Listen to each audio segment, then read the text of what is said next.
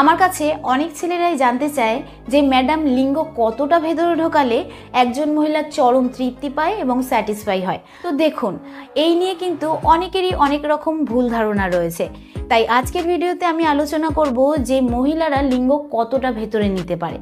নমস্কার, আমি মাধুরী Das, health consultant. তো চলুন শুরু করা যাক।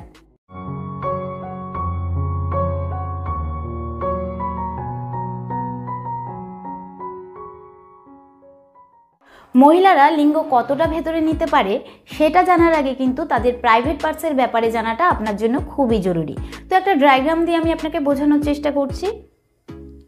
এটা হচ্ছে মহিলাদের ভালভা এরিয়া, মানে যৌনাঙ্গের বাইরের এরিয়া। তো এই বাইরের এরিয়াতে কিন্তু দুপাশে দুটো লিপসের মতন থাকে, মানে ঠোঁটের মতন থাকে। দেখতেই পাচ্ছেন কিরকম। তো এই যে ঠোঁটের মতন রয়েছে, এটা কিন্তু অনেকের লাল রঙের হয়ে থাকে, অনেকের পিঙ্ক রঙের হয়ে থাকে, অনেকের আবার কালচে রঙের হয়ে থাকে। তো এই লিপসের মতন যে রয়েছে তার ঠিক মাঝখানে একটা ছিদ্র থাকে যেটা দিয়ে সেক্স করা হয়।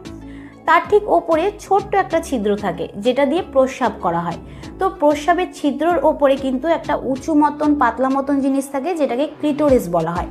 তো সেই ক্লিটোরিসে যদি আঙুল দিয়ে হালকা করে রাব করা হয় বা হাত দিয়ে মাসাজ করা হয় তাহলে কিন্তু মহিলাদের সেরকমই উত্তেজনা বাড়ে যেরকম লিঙ্গ ঢুকিয়ে সেক্স করলে হয়। তো যখন আপনি এই ক্লিটোরিসে আঙ্গুল দিয়ে হালকা করে রাব করবেন বা মাসাজ করবেন তখন কিন্তু এতে ঘর্ষণ তৈরি হয় এবং এতে মেয়েদের উত্তেজনা বাড়ে।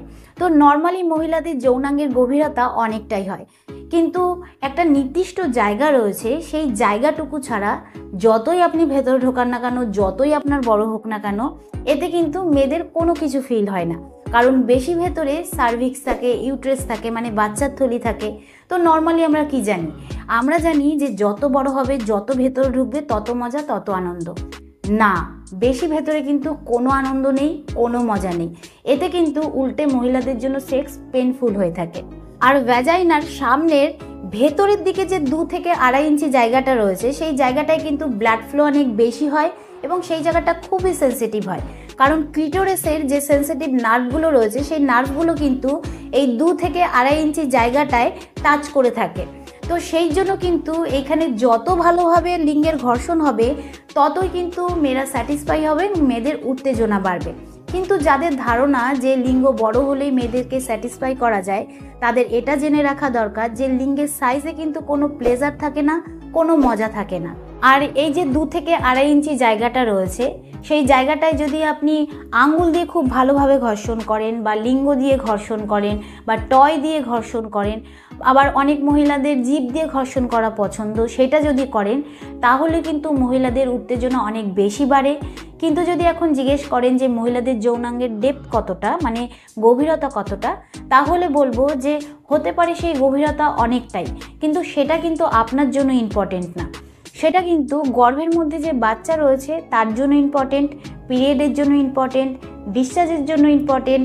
আপনার জন্য এটা ইম্পর্টেন্ট যে আপনি ওই 2 থেকে 2.5 ইঞ্চি জায়গাটায় কিভাবে ঘর্ষণ করছেন এবং কিরকমভাবে ঘর্ষণ করছেন। যদি আপনি সেই জায়গাটায় খুব ভালোভাবে ঘর্ষণ করতে পারেন তাহলে কিন্তু আপনার লিঙ্গ ছোট হলেও কোনো ব্যাপার না। এতেও কিন্তু আপনি একজন মহিলাকে স্যাটিসফাই করতে পারবেন, সন্তুষ্ট করতে পারবেন। কিন্তু যদি আপনার লিঙ্গের সাইজ 7 ইঞ্চি হয় বা 8 ইঞ্চি হয় আর আপনি সেই জায়গাটায় ঘর্ষণ তৈরি না করে আপনি যদি ভেতর দিকে ঢোকানোর চেষ্টা করেন তাহলে কিন্তু এতে কোনো লাভ হবে না। এতে কিন্তু ইনফেকশন ছড়াতে পারে। বাট যদি আপনি লিঙ্গ ঢুকিয়ে রোটেশন করে করার চেষ্টা করেন, মানে গোল করে ঘুরিয়ে করার চেষ্টা করেন বা সাইডগুলোতে করার চেষ্টা করেন, ওপরে করার চেষ্টা করেন, তাহলে কিন্তু আপনার সেক্স মজার হবে।